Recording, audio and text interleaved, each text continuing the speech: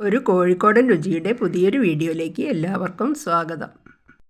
പപ്പായ കൊണ്ട് അടിപൊളി ടേസ്റ്റിൽ ഒരു അച്ചാർ ഉണ്ടാക്കുന്നതാണ് കേട്ടോ എന്ന് ഞാൻ വീഡിയോയിലിട്ടിട്ടുള്ള റെസിപ്പി. ഈ അച്ചാർ ഉണ്ടാക്കാൻ ഇത്രയും വലുപ്പത്തിലുള്ളൊരു പപ്പായയാണ് എടുത്തിട്ടുള്ളത്. ഞങ്ങളിവിടെ കർമൂസ എന്നാണ് ഇതിന് പറയാം. ഞാൻ പിന്നെ എല്ലാവർക്കും അറിയാൻ വേണ്ടിയിട്ടാണ് അങ്ങനെ പറഞ്ഞത്. ഈ പപ്പായ തോല് കളഞ്ഞ് മുറിച്ചിട്ട് കുരുവൊക്കെ കളഞ്ഞെടുത്തിട്ടുണ്ട്. ഇനി ഇത് ചെറുതായിട്ട് അരിഞ്ഞെടുക്കണം. ഇതുപോലെയാണ് കേട്ടോ അരിഞ്ഞെടുക്കേണ്ടത്. ഇതൊന്ന് കഴുകിയിട്ട് ഒരു അരിപ്പയിൽ വെള്ളം ഊറ്റാൻ വയ്ക്കുക. ആ ഭാഗം വീഡിയോ പിടിക്കാൻ വിട്ടുപോയിട്ടുണ്ട്. വെള്ളം നല്ലോണം വാർന്ന് പോയതിന് ശേഷം ഇഡ്ഡലീൻ്റെ തട്ടുണ്ടല്ലോ, ആ 2 തട്ടിലും കുറേശ്ശെ ഇട്ടിട്ട് ഇഡ്ഡലി ചെമ്പിൽ വെച്ചിട്ട് ഒരു 5-8 മിനിറ്റ് ഒന്ന് ആവി കയറ്റിയെടുക്കുക. അപ്പോൾ അത് തട്ടിൽ വെച്ചിട്ട് മൂടിയിട്ട് കൊടുക്കുകയാണ്. ഒരു 8 മിനിറ്റ് ഒന്ന് ആവി കയറ്റിയെടുക്കുകയാണ് വേണ്ടത്. ഇപ്പോൾ ഒരു 8 മിനിറ്റ് ആയിട്ടുണ്ട്. മൂടി തുറന്ന് നോക്കുക. മൂടി തുറക്കുമ്പോൾ ഒരു കഷ്ണം അങ്ങനെ എടുത്ത് കൈകൊണ്ട് ഇതാക്കുമ്പോൾ ഒന്നിങ്ങനെ ഞെങ്ങി വരും കേട്ടോ. ആ ഒരു പാകത്തിലാണ്, വല്ലാതെ വെന്ത് പോവരുത്. ഇനി ആ ഇഡ്ഡലി ചെമ്പെന്ന് ഈ തട്ട് രണ്ടും ചൂടാറാൻ വേണ്ടിയിട്ട് താഴത്തേക്ക് എടുത്ത് വയ്ക്കുക. ഇനി ഇതിലേക്ക് ഒരു 10-14 വെളുത്തുള്ളി അല്ലി, ഇത്രയും വലുപ്പത്തിലൊരു കഷ്ണം ഇഞ്ചി, 3 പച്ചമുളക്, കുറച്ച് കറിവേപ്പില, ഇതൊക്കെ ഒന്ന് ചെറുതായിട്ട് അരിഞ്ഞെടുക്കണം. ഇനി അച്ചാർ ഉണ്ടാക്കാൻ തുടങ്ങുക. ഒരു മൺചട്ടിയിലാണ് കേട്ടോ ഞാൻ ഇത് ഉണ്ടാക്കുന്നത്. ചട്ടി അടുപ്പത്ത് വെച്ചിട്ട് ചൂടായി വന്നിട്ടുണ്ട്. 1 കപ്പോളം നല്ലെണ്ണയാണ് കേട്ടോ ഒഴിച്ചു കൊടുക്കുന്നത്. എണ്ണ ചൂടായി വരുമ്പോൾ ഒരു 1/2 ടീസ്പൂണ് കടുക് ഇട്ടിട്ടുണ്ട്. അതിലേക്ക് ഒരു 1/4 ടീസ്പൂണ് ഉലുവ ഇട്ട് കൊടുക്കുക. ഇനി അത് രണ്ടൊന്ന് പൊട്ടട്ടെ.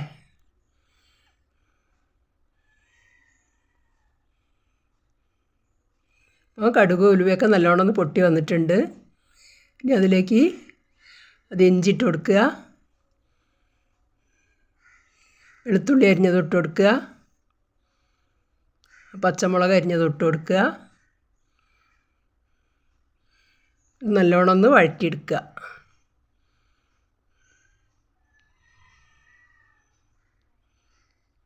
ഇതിലേക്ക് ആ കറിവേപ്പില ഇട്ട് കൊടുക്കുക. ഇതൊക്കെ കൂടി ഒന്ന് നല്ലോണം വഴറ്റുക.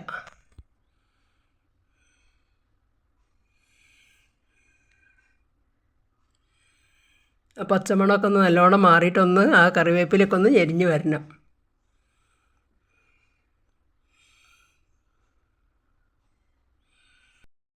ഇപ്പോൾ ഈ കൂട്ടൊക്കെ നല്ലോണം വഴണ്ട് വന്നിട്ടുണ്ട്. ഇനി ഒരു 2.25 ടീസ്പൂണ് എരിവുള്ള മുളക് പൊടിയാണ് ഞാൻ ഇതിൽ ഇട്ട് കൊടുക്കുന്നത്.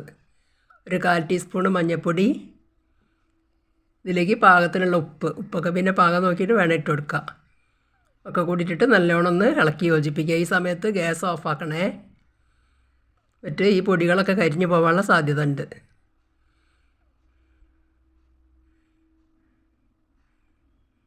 ആ മുളക് പൊടീൻ്റെയും മഞ്ഞൾപ്പൊടീൻ്റെയും ഒക്കെ പച്ചമുളക് ഒന്ന് മാറിയതിന് ശേഷം ആവി കയറ്റി വെച്ച പപ്പായ അതിലേക്ക് ഇട്ട് കൊടുക്കുക.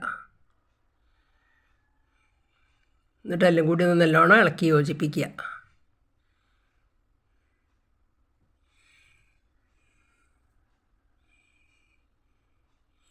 ഈ മൺചട്ടിയിലൊക്കെ അച്ചാർ ഉണ്ടാക്കുന്ന സമയത്ത് നല്ല ടേസ്റ്റാണ് കേട്ടോ.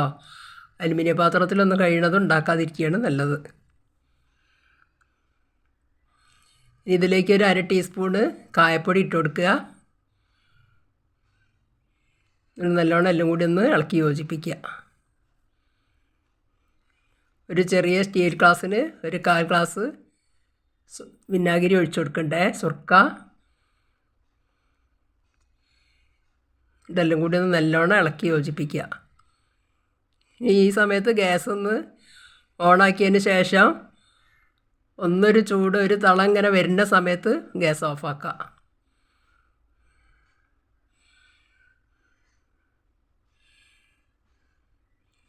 അങ്ങനെ ഒരു തള വന്നില്ലേ, ഇനി ഗ്യാസ് ഓഫാക്കുക. അങ്ങനെ ഒരു അടിപൊളി പപ്പായ അച്ചാർ ഇവിടെ റെഡി ആയിട്ടുണ്ട്.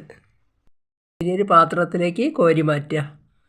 ഈ ചൂടാറിയതിന് ശേഷം ഒരു ഗ്ലാസ് ഭരണിയിലോ ചില്ല് കുപ്പിയിലിട്ട് ആക്കി നല്ല ഭദ്രമായിട്ട് അടച്ചു വെച്ചാൽ മതിയേ. പപ്പായ കിട്ടുന്ന സമയത്ത് എല്ലാവരും ഇങ്ങനെ ഒരു അച്ചാർ ഉണ്ടാക്കി നോക്കണേ, നല്ല ടേസ്റ്റാണ് കേട്ടോ. ഇതിൻ്റെ മുന്നേ ഞാൻ 1-2 പ്രാവശ്യം ഉണ്ടാക്കിയിട്ടുണ്ടായിരുന്നു കേട്ടോ. അന്ന് വീഡിയോ പിടിക്കാൻ മറന്നു പോയതാണ്. ഇനി ഈ വീഡിയോ ഇഷ്ടപ്പെടുകയാണെങ്കിൽ ലൈക്ക്, ഷെയർ, സബ്സ്ക്രൈബ് ഒന്നും ചെയ്യാൻ മറന്നു പോകരുതേ. കമൻറ്റും എഴുതി അറിയിക്കണേ.